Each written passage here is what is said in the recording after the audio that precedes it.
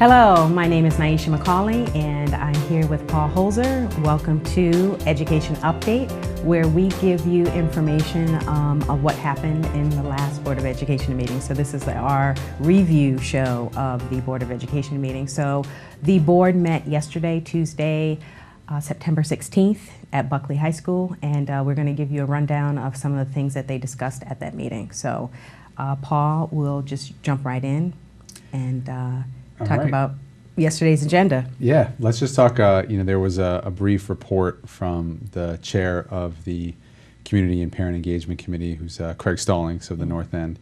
And he had a couple good updates, so it was good. We haven't heard much about this committee in a while. So he talked about they're trying to revise a couple policies. One of them was a parent organization policy that was referring more to organizations, and he wants it to refer to all parents.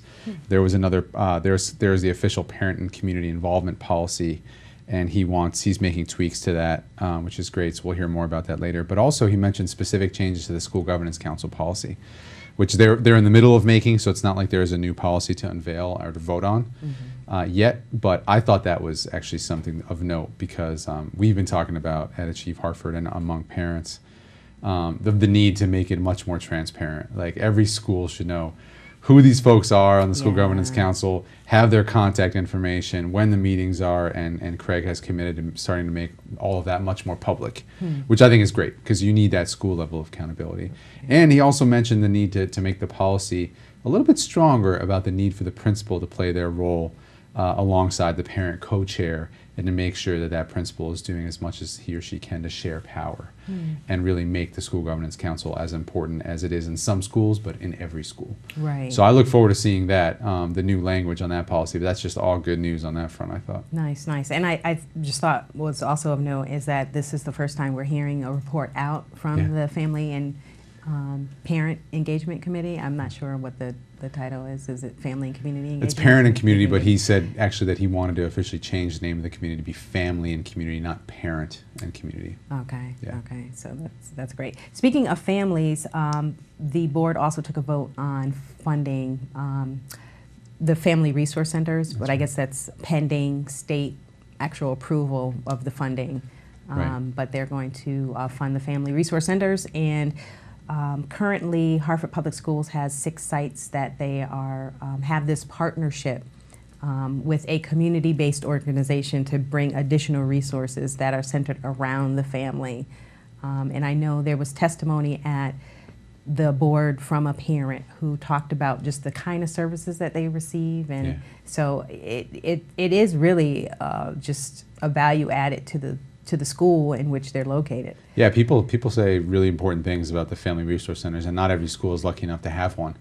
Right. So it was great to see that the school district does this from time to time, where they're pretty sure the state money's coming. The state says there's been money allocated to Hartford, but they've got to get they've got to give the superintendent the ability to execute contracts, whether it's with the village or the Boys and Girls Club or whichever community-based organization is actually going to run these new Family Resource Centers. They got to get that going, and I was glad that they said, the money's coming, we're pretty sure, let's go ahead and start executing some contracts and launch some new Family Resource Centers. It's good. Yeah, so, it's funny, I'm thinking about it now, but last night really was all about family, because we also had the Hartford Parent University receiving their contract being renewed by the board too for this school year. Yeah, and if folks remember, the Hartford Parent University had a contract with HPU to do parent training last year.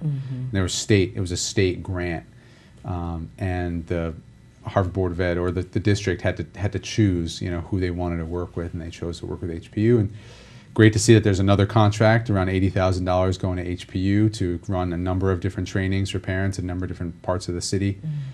Great, and we're big supporters of HPU. We feel like it's the kind of thing that the more parents can get involved with that, the more funding that organization can get, the more of a focus families can be in parents getting training they need on how the school system works and all the other different issues.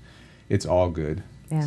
So if you are in your school out there or in the community and you have an opportunity to attend a learning session, I would recommend it.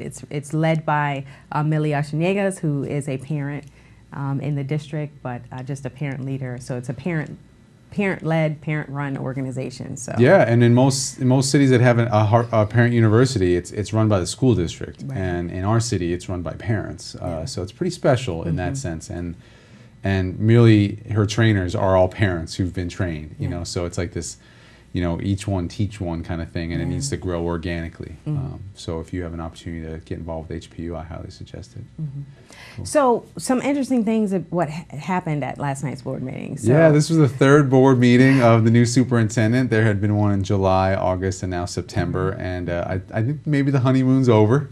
Honeymoon period's over. So Sandra Inga, who's head of the administrators, principal administrators union, came in and kind of delivered a pretty scathing complaint about the hiring of a new portfolio director. So I think there's 7 all total.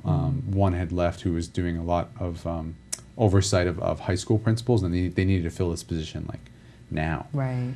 And so the superintendent ended up appointing someone from the school district, a principal coach, to become portfolio director. And that had been after a process had already run, where some principals were helping conduct like a national, an internal and external search. And they couldn't get a candidate that way. It wasn't good enough. So the superintendent made a decision, and it was in her power to appoint someone that she wanted. And so there was this complaint. And you know, we just bring it up now because it's the kind of thing where you know, when it gets kind of blown out of proportion, but this is just one of those areas where like you need better communication, right? It's like you don't want to have unions feeling like they need to come to the board meeting and express complaints, and for board members to start thinking that there's what's going on, what's the perception, what's the problem. Right. So there were a lot of board members that had concern about, you know, is there some perceived impropriety in the process? You know, is there some hand picking going on? Did people get snowed and thinking that this was a real process, but it wasn't? And then the superintendent straightened it out and just said, no, the process went through. It resulted in a candidate. I gave the person the job. They didn't take it. I then had to fill the position. I appointed someone, right? But I think some of the board members were saying, listen, that's all good. The process seems totally fine. Like you're doing your job, superintendent, but communicate a little bit more so that these issues don't end up coming to the board. Right. And I agree with that. I mean, I'm not quite sure like the language people used about it, but I think the message was like, is there a way to communicate directly with your union, with your principals, to just let people know, here's the process, it's all good. There should be no need for you to come up to the board and file a complaint and suggest impropriety. You know, so so I thought that, you know, I was like, all right, that's the first issue, you know, the first issue where some people have had a problem with the way the superintendent has done something. So it took long enough. But you know, I think it was very respectful. People, I think, you know, are showing a lot of sophistication in how they want to deal with these issues, and are trying to remain supportive of the superintendent for the most part. So happy about that. Yeah. Well, that's great. That's great. You know, I'm glad to see it. So, you know, I think we touched on all the major things that happened. You know, there were some recognitions too, but. And I think, and just the last thing maybe is just the superintendent did announce, one thing. On the portfolio director, if you're wondering what that is. Yes, yeah, that's right. We are writing a story about this portfolio director, I think Chris Hempel. David Hempel, thank you. But also we're doing a larger story on what it is actually that these portfolio directors do, because people are just like, who are these people? They get paid a lot of money. What are they doing? Right. So we did our own investigation, and we'll come out with that next week.